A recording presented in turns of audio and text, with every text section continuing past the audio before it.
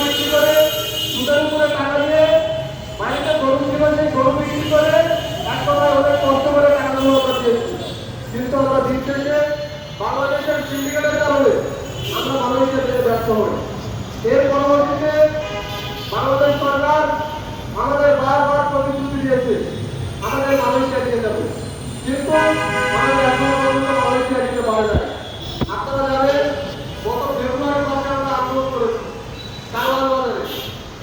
সেখানে আন্দোলন করার পরে আমাদের প্রবাসী কল্যাণ মন্ত্রণালয় থেকে ডাকা হয় এবং আমরা সেখানে 5-6 দিন যাই।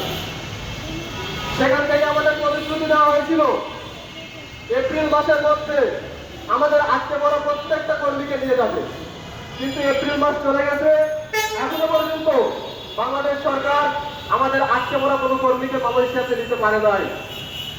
আমাদের প্রশ্ন হলো, আমরা কি অপরাধ করেছিলাম? আমরা কি টাকা দিয়ে বিদেশ যেতে চেয়েছিলাম? এটা আমাদের অপরাধ। আমরা কি চেয়েছিলাম বিদেশে গিয়ে বাংলাদেশের রেমিটেন্স বৃদ্ধি করবো? এটা কি আমাদের অপরাধ ছিল? অনেক কথা রয়ে গেছে। বাংলাদেশের প্রত্যেকটা জনগণ